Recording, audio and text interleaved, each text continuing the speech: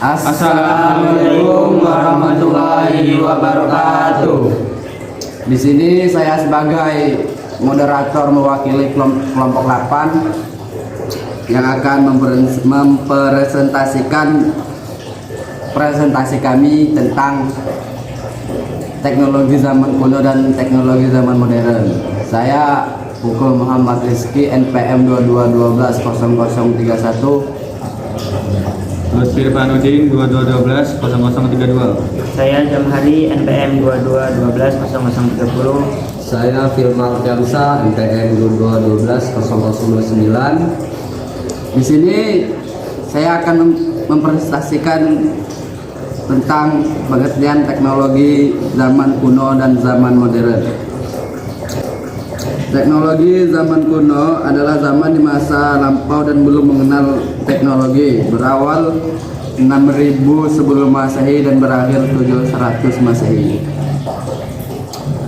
Kehidupan zaman purba, zaman Paleolitikum, pola hidupnya adalah nomaden, food gathering, berburu dengan alat yang masih sederhana seperti kapal genggam, plekes, chopper. Pendukung kebudayaan ini adalah kebudayaan ciptaan dan ngandong-ngandong. Zaman Megalitikum, Batu Tengah. Pada zaman ini dimulai dengan kehidupan yang menetap. Adapun pendukung kebudayaan ini adalah kebudayaan bacon. Zaman ini merupakan perubahan besar dari food gathering ke food producing. Zaman Megalitikum, batu besar. Pada masa ini sudah dimulai dengan kepercayaan dinamisme dan animisme. Sejarah teknologi adalah sejarah yang berkaitan dengan alat dan teknologi atau teknik hasil penemuan manusia yang pada akhirnya dapat digunakan untuk memudahkan aktivitas manusia itu sendiri.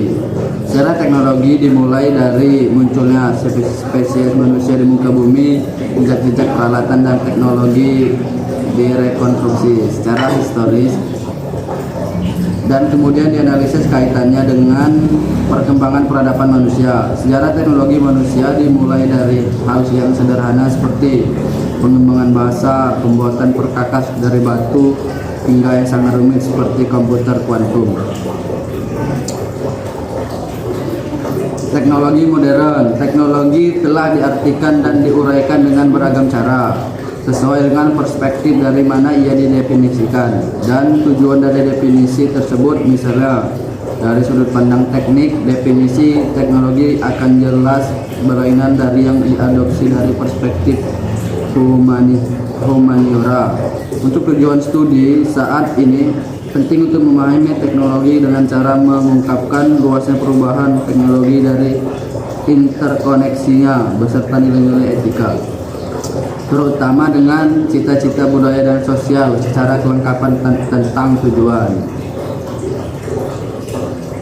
Tujuan menjadi syarat atau nilai. Bagaimanapun tidak berarti bahwa teknologi itu penting dan mengurangi tanggung jawab etis kita. Sebaliknya, ini memperkuat tanggung jawab manusia bahkan pada tingkat desain untuk menilai apakah nilai yang menginformasikan desain itu bermanfaat. Kegagalan untuk memikul tanggung jawab ini menghasilkan keharusan teknologi sendiri atau menjadi otonom.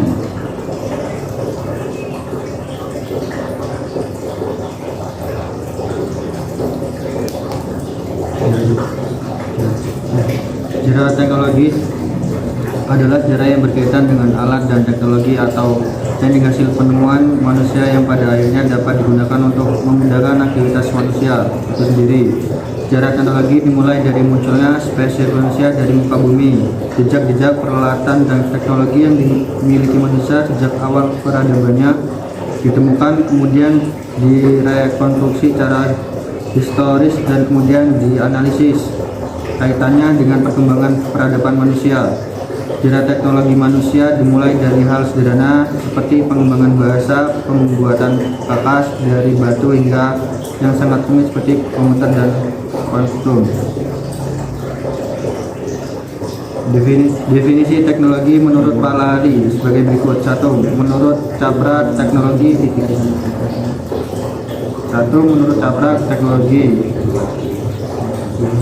2 menurut Manuel Cartels, 2 menurut Gary J, 4 menurut Miarso, 5 menurut Koebahawadja.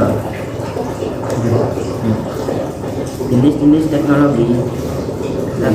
Teknologi informasi. Teknologi informasi adalah suatu teknologi yang mampu membantu manusia dalam menyampaikan informasi kepada orang lain dengan waktu yang tepat dan cepat.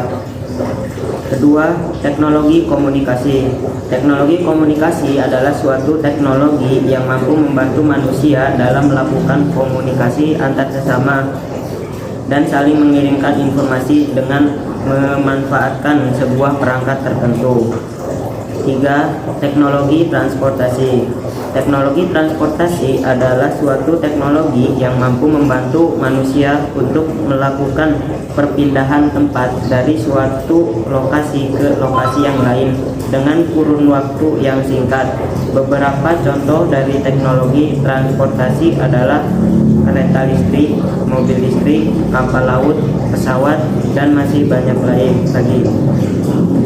Keempat, teknologi pendidikan.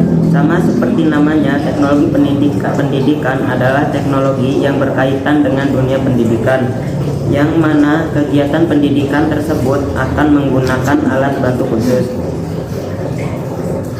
Teknologi pendidikan dibuat agar bisa meningkatkan kinerja para pembelajar dengan cara mengelola dan membangun sumber daya serta proses teknologi yang berbeda di dalam lingkungan kelas ataupun di lingkungan belajar lainnya.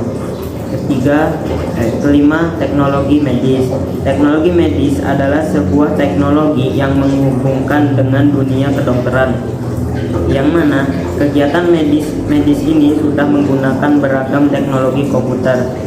Jenis teknologi ini dinilai paling berguna dan bermanfaat dalam meningkatkan dan juga memperpanjang umur manusia. 6. Teknologi konstruksi. Teknologi konstruksi adalah sebuah teknologi yang berkaitan dengan struktur bangunan. 7.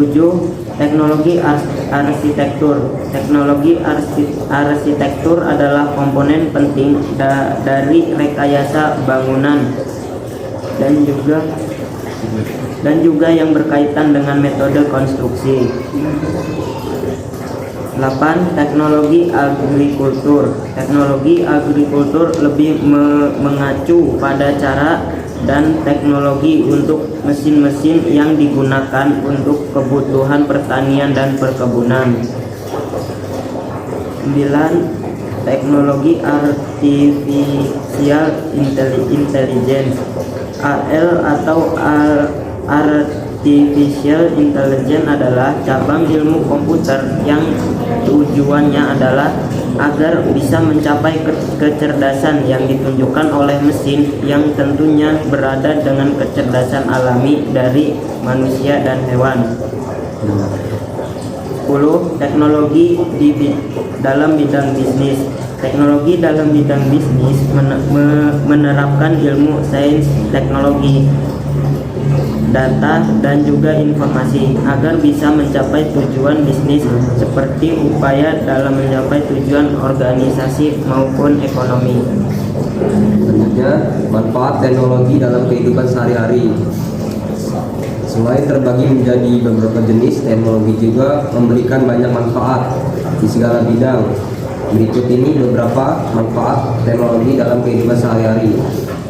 Yang pertama, mempermudah penerimaan informasi, mempermudah komunikasi antar manusia, mempermudah belajar lebih efektif dan efisien, mempermudah diagnosis suatu penyakit, mempermudah transaksi keuangan.